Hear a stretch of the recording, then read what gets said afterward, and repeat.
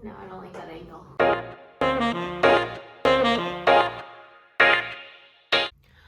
We're losing prime sunlight here. This is my third attempt at filming because I was very awkward the first time, and the second time I was babbling a lot.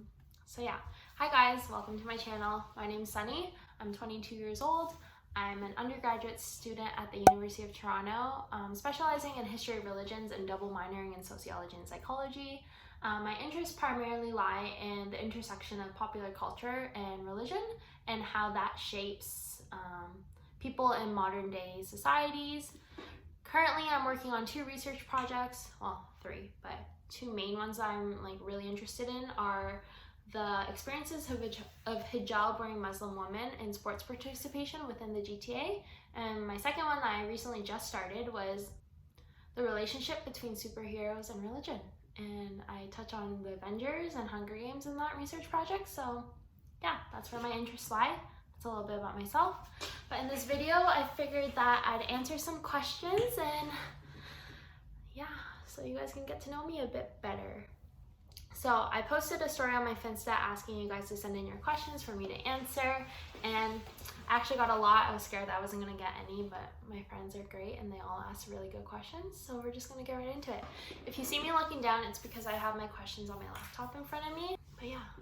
The first question was asked by Naseem, and it's very relevant. What made you want to start a YouTube channel? So I've always been really interested in content creation and digital media when I was younger. I don't think many people know this story, but when I was in elementary school, my mom and I would go to Walmart, and this is when I wore a lot of makeup because I was ugly and I was bullied a lot, but I was trying to be popular, so I wore a lot of makeup. So we went to Walmart. I remember I bought like the cheapest CoverGirl makeup, and I'd come home and I set up my iPhone 4 on my windowsill because you need that natural light. I set up my iPhone 4 on my windowsill and I'd film a little haul of what I bought at Walmart. And I'd hype up like the 2 products that I bought. And of course I never like posted it anywhere, but I just loved being in front of the camera. So yeah, and then once I entered high school, I kind of lost that side of me for a bit. And then my final year of high school, I was on student council and I was the arts and tech rep. There I created a lot of videos for our school, promo videos for like events, like dances and stuff. So I got back into touch with video editing and film production. Well, not film, but like video production. So yeah, and then because of that, I wanted to go to Western for media studies, but I had Asian parents and they wanted me to be a doctor. So those plans were crushed, but it's okay. So yeah, and then more recently, I've been posting a lot of chatty videos on my Finsta stories of just me throughout the day, my thoughts, venting, and I figured, why not just make a YouTube channel? It's an idea that I've played with a lot, not just now, but like back when I was in high school, I played with it a lot too, but I figured no one would want to watch me because, let's face it, my life isn't that interesting. But after thinking about it, it'd be great to have viewers, but it's more so for me to look back on. I have a bad memory, so it'd be great to have something where I can just look back on it in a few years and be like, oh, those are some great times of my life. So I hope that answers your question, Naseem, on why I made a YouTube channel. Next question. Abby asks, and this is a great question, I love this question, what is your favorite way to de-stress? So for me personally, the best way to de-stress is to go on a walk. Regardless of how long it is, I'm going on a walk, plug in my headphones, put my phone in my bag, don't look at it, and just walk. No destination, no nothing, just walk around, think, listen to some good music, take in the nature. And yeah, I'm fortunate enough to do that here where I live now, because when I was living downtown Toronto, because of the pandemic, I didn't want to go out as much because Toronto is more populated. But where I live now, there's less people on the streets, so I feel completely safe just walking around. Another way I love to de-stress is to work out, but I know that's not everyone's forte. And I also love baking. Baking is a good way to de-stress, and you get a great treat at the end of it. So baking, working out, and walking are my 3 favorite ways to de-stress. All right, next question. What is your dream job? So if you had asked me when I was in elementary school, I would have said a vet. Yeah, little Sunny didn't know what she wanted to do. I still don't know what I want to do, but currently my dream job would be something in journalism, ideally a news reporter or journalist. And you know, like how in the films they like, or like even just in mainstream media, they like talk about these news reporters being abducted or like held as hostage because they're like reporting on a top secret case. Well, that's something I want to do. I want to be like a high profile news reporter, and cover high profile cases. So that would be my dream job. Thanks for asking the question. What is your least favorite food? Papayas. I don't like papayas, and it all started last summer when my boyfriend at the time bought me a papaya, and I was with my best friend Ashley, and we were just in the kitchen. I was like, let's cut up this papaya and try it. The second I cut into it, I freaked out. I like jumped back because the seeds, it triggered me.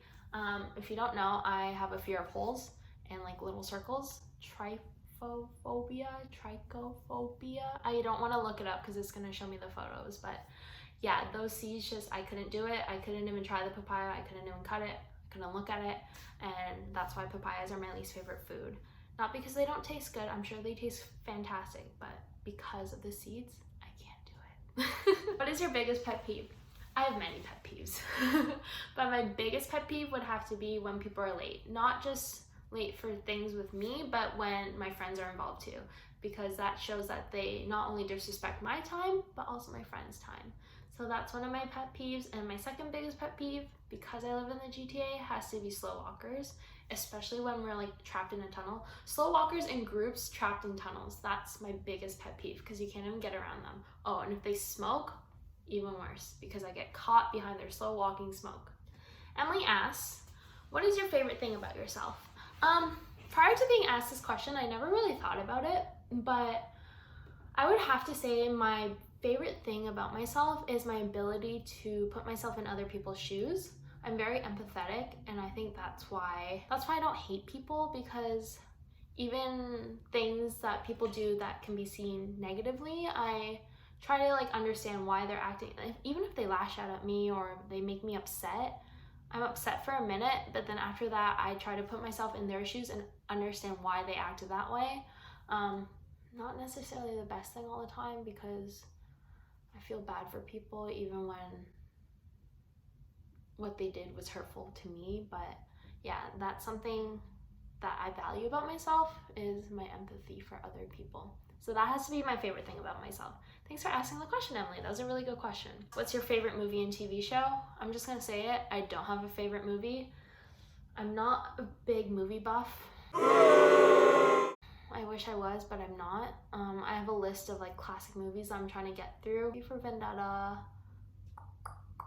The Godfather's on there, and these are all classic movies that everyone's watched except for me. So I don't have a favorite movie. Favorite TV show, Grey's Anatomy, hands down. I've been watching it since I was in high school. I grew up with the characters, and yeah, they're at like season 15 now, and I'm not caught up yet, but I'm almost caught up. And that's one of the only TV shows I've ever fully committed to. Everything else I just lose interest. Also recently, this isn't a TV show, but this is a docu-series. I've gotten into Vox Explained on Netflix. They're like 20-minute videos of them explaining like a certain topic. I watched one on pandemics, I know, very relevant. Another one on water droughts. So yeah, I'd highly recommend if you want to learn something new. Just turn it on while you're eating dinner or lunch and you'll learn something. Emily also asked, Emily's asking really good questions. She asked, what is the biggest life lesson you've learned thus far? I would have to say the biggest life lesson I've learned is to never turn something down or judge something without trying it yourself. I'm a big believer in dipping your toes in different areas and fields of work, because you'll never truly know until you try it yourself. So yeah, that's a big reason why I always have a lot on my plate, why I dabble my toes in different jobs, because I just want to try new things and figure out what I really enjoy. So that's the biggest lesson I've learned. Last question from Emily, kind of jokes, but I'll answer it for you anyways. Would you rather have fingers the size of your feet or feet the size of a finger? Wow. This is a real thinker. Practicality wise, I'd have to say I'd rather have, I don't know, because I'm trying to think, like, will I be able to grab stuff if my hands are the size of my feet? And it's just gonna look weird because it's like my palm's gonna be like, yeah, I'm gonna say I'd rather have feet the size of my finger. But is it just one finger or is it multiple fingers? Because that changes the game. You know what? I'm just gonna stick with it. I would rather have feet the size of my finger. I hope that answers your question, Em. Very weird. What would you have? Out of curiosity. My other best friend, Ashley, asks, what is your dream vacation?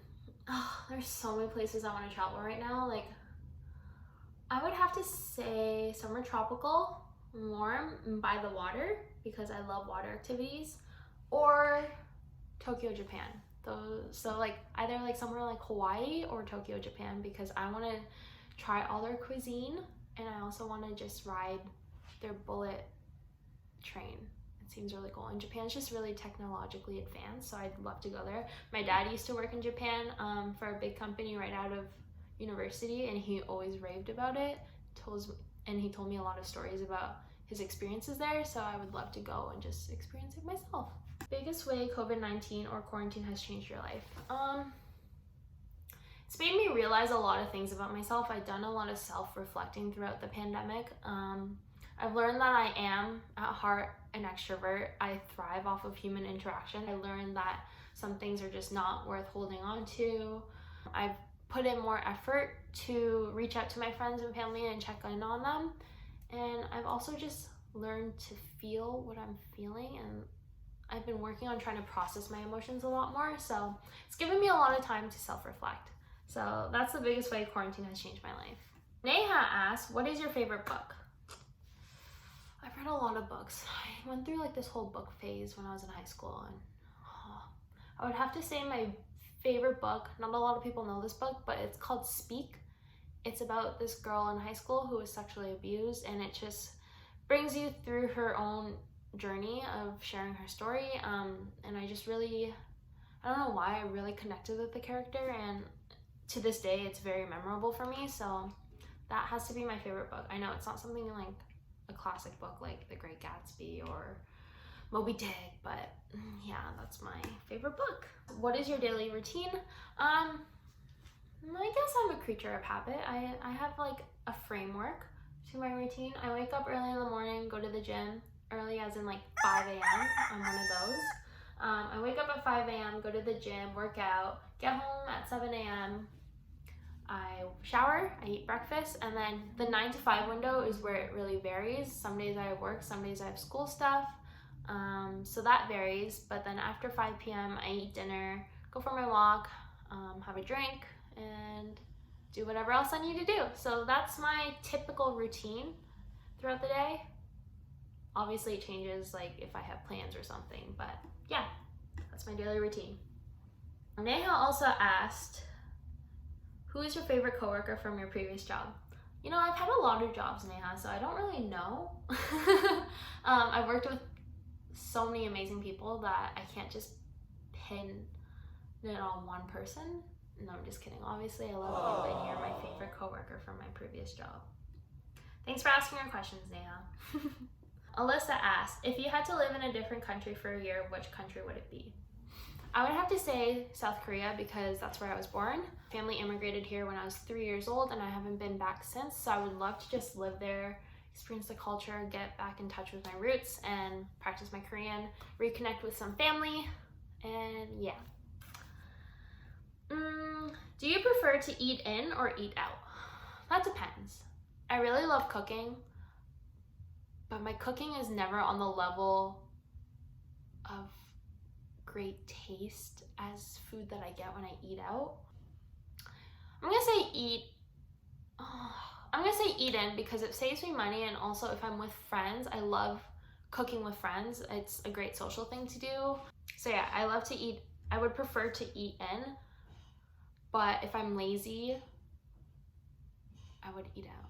It really depends on the context and like who I'm eating with. Yeah, I'm gonna say eat in. I'm very indecisive. If you could only drink one drink for the rest of your life, what would it be? Water. I'm just gonna say it. You need water to survive. Any other drink I could live without, even bubble tea and coffee. But yeah, water. If you could be an ice cream flavor, what flavor would you be? I was actually talking about this with my roommate earlier. Either like matcha or like dairy-free ice cream. And I say that because it's an acquired taste. And I myself, not everyone likes me, and that's okay. And I am unique, I guess. I'm not chocolate. Chocolate's sweet, chocolate's universal. Everyone loves chocolate. I'm not chocolate. So yeah, I would say matcha or vegan ice cream because I like those flavors. Not everyone does, but I like them. So that's what flavor ice cream I would be. What is your ideal superpower? Oh, this is hard.